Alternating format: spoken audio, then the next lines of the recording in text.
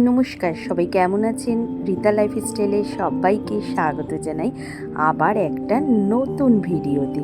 যে যেখান থেকে আমার ভিডিওটি দেখছেন সবাই খুব ভালো থাকবেন আর আমার সাথে থাকবেন। পুরী ঘুরে এসে দুদিন বাড়িতে ছিলাম, তারপরে আবার চলে গিয়েছিলাম বোনের বাড়িতে।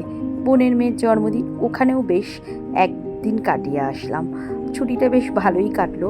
ছেলের স্কুল নেই, পড়া নেই, ঘুরেই কাটাচ্ছি কম বেশি। বাড়িতেও থাকছি, আবার একটু ঘুরতেও বেরোচ্ছি। যাই হোক, ছুটি শেষ হয়েই আসছে। সানডেতে ছেলের রেজাল্ট, বই খাতা দেবে, আর এপ্রিলের ফার্স্টের থেকেই পড়া শুরু, স্কুল শুরু। যাই হোক, আর 2-4 দিন বাকি আছে, মানে এক সপ্তাহ মতন বাকি আছে। আমার ছুটি শেষ, আমার কাজকর্ম আবার চালু হয়ে যাবে। প্রত্যেক দিনের যেরকম ডেলি রুটিন থাকে, এখনও কাজকর্ম আছে, কিন্তু অনেকটাই কাজের চাপ কম আছে। যাই হোক, বাড়িতে ছিলাম না তো, দেখছি বাড়ি এসে বিছানার চাদরটা একটু নোংরা হয়ে গেছে। তাই বিছানার চাদরটাকে তুলে দিলাম, বালিশের ওয়ারগুলো আর পাল্টালাম না। বিছানাটাকে ভালো করে পরিষ্কার করে গুছিয়ে নিয়ে একটুখানি চুলটা ভালো করে আজকের আঁচড়াবো। চুলটা আঁচড়ানো হয়নি, দেখছি চুল এমনিই তো যত্ন নেওয়া হয় না, চুল উঠে শেষ হয়ে গিয়েছে। মানে কি বলবো, প্রচুর চুল উঠে গেছে, একদম ফাঁকা হয়ে গেছে চুলের সামনেটা। তারপরে হলো কি, ওই যে বোটেক্স করিয়েছিলাম, স্ট্রেট করিয়েছিলাম, এইসব করে করে তো চুলের 12টা বেজে গেছে। যাই হোক, এখন তো সকালবেলা একটু তাড়াহুড়ো কমই থাকে, কারণ বড় অফিস চলে গেলে ছেলেকে স্কুল নিয়ে যাওয়ার আমার তাড়াটা নেই। সেই জন্য একটু ধীরে সুস্থে কাজ করলেই হয়। তাই জন্য ভাবলাম আগে ভালো করে চুলটাকে আঁচড়ে নিয়ে, কারণ কাজকর্ম শুরু করে দিলে আর নিজের জন্য সময় পাওয়া যায় না। তাই জন্য চুলটাকে আঁচড়ে ভালো করে ক্লিপটা লাগিয়ে নিলাম। এখন স্নান করে পুজো দিয়ে ঘর মুছে তারপরে রান্না বান্না বসাবো। ছেলের সাথে বক বক করছি আর চুল আঁচড়াচ্ছি, কারণ ও এখন বলছে মামা বাড়ি যাবে। আজকের তো ঈদ, বোনের ছুটি আছে, তাই জন্য ও বলছে আমি এখন মামা বাড়ি চলে যাই। ওকে খেতে দিয়েছি, ও খাচ্ছে, টিফিনটা সকালবেলার খাচ্ছে, আর আমার সাথে বলছে, আমি যে যাবি যা, চলে যা। ওকে পাঠিয়ে দিলাম মামা বাড়িতে আজকের। এখন স্নান করে পুজো দিয়ে আসি চলুন, তারপরে কাজকর্মগুলো শুরু করে দেবো। এই যে পুজো দিয়ে চলে এসেছি। ফ্রিজে অল্প একটুই মাছ ছিল, শোল মাছটা আগেই রান্না করেছি হাফটা, আর খানিকটা ছিল সেটাই বের করেছি। আর শনিবার আজকে সেরকম বাজার নেই, বাজারও শেষ হয়ে গেছে। এবেলা তো ছেলেও নেই, বড়ও নেই। বরকে সকালবেলা খাবার দাবার করে দিয়েছি, অফিস চলে গিয়েছিল। আর ছেলে তো মামাবাড়ি চলে গেছে।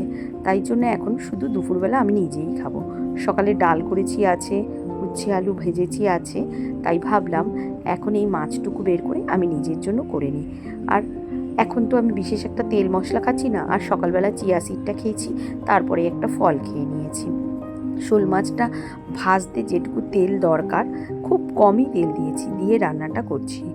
তেলের মাছটা ভেজে নিয়ে তুলে সজনে ডাঁটা, এই আমাদের পাশের বাড়ির গাছে হয়েছে, অনেক সজনে ডাঁটা দিয়ে গেছে। তাই ভাবলাম এই সজনে ডাঁটা আর আলু দিয়ে কাঁচা লঙ্কা চিরে একটু ঝোল করে নেব। কিচ্ছু না, ওই মাছ ভেজে ওই হালকা একটুখানি তেল ছিল ওর মধ্যেই, ওই জিরে ফোড়ন দিয়ে আমি সজনে ডাঁটা আর আলুটাকে দিয়ে দিলাম।